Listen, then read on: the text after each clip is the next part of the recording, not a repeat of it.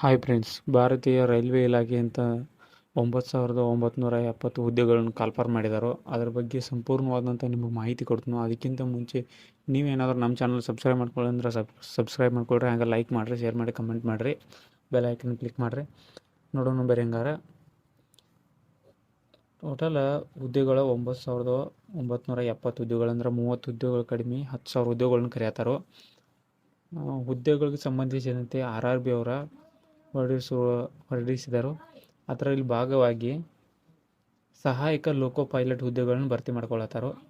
ಅದೇ ಥರ ಅರ್ಜಿ ಸಲ್ಲಿಸುವ ಅಭ್ಯರ್ಥಿಗಳು 10ನೇ ಪಾಸ್ ಆದರೂ ನಡಿತೈತಿ. ಒಳ್ಳೆ ಅದ್ರಾಗ ITI ಒಳ್ಳೆ ಡಿಪ್ಲೊಮಾ ಪದವಿ ಮುಗಿಸಿದವ್ರೂ ನಡಿತೈತಿ. ಅದೇ ರೀತಿ ವಯಸ್ಸು ಬಂದುಬಿಟ್ಟು 18ರಿಂದ 33 ವರ್ಷ ಇರ್ತೈತಿ.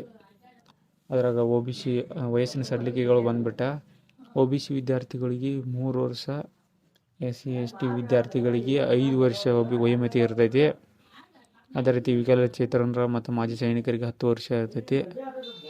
ಆಯ್ಕೆ ವಿಧಾನ ಬಂದುಬಿಟ್ಟು ಕಂಪ್ಯೂಟರ್ ಆಧಾರಿತ ಪರೀಕ್ಷೆ ಮೂಲಕ ನಿಮ್ಮನ್ನ ಆಯ್ಕೆ ಮಾಡ್ಕೋತಾರೆ. ಹೊಳ್ಳಿ ಸ್ಯಾಲ್ರಿ ಎಷ್ಟು ಮಟ್ಟ ಇರ್ಬೋದು ಅಂದ್ರೆ 50,000 ಮಟ್ಟ, ಅಂದರೆ ಎಲ್ಲ ಸೇರಿಸಿ ಪೇ ಸ್ಕೇಲ್ ಎಲ್ಲ ಹಿಡ್ಕೊಂಡು ಸಂಬಳ ಭತ್ಯೆಗಳನ್ನೆಲ್ಲ ಹಿಡ್ಕೊಂಡು ಆಯ್ಕೆ ವಿಧಾನ ಅಂತೇಳಿ ಬಂದ್ರೆ ಕಂಪ್ಯೂಟರ್ ಬೇಸ್ ಮೇಲೆ ಎಕ್ಸಾಮ್ ನಡೆಸ್ತಾರೆ.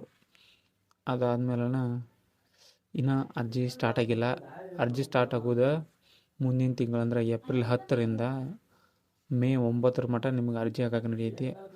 ಹೊಳ್ಳಿ ವೆಬ್ಸೈಟ್ ಬೇಕಂತಂದ್ರೆ ಇಂಡಿಯನ್ ರೈಲ್ವೇಸ್ ಗೋವಿಂದಾಗ ಹೋಗಿರ ಸಿಗ್ತೈತಿ.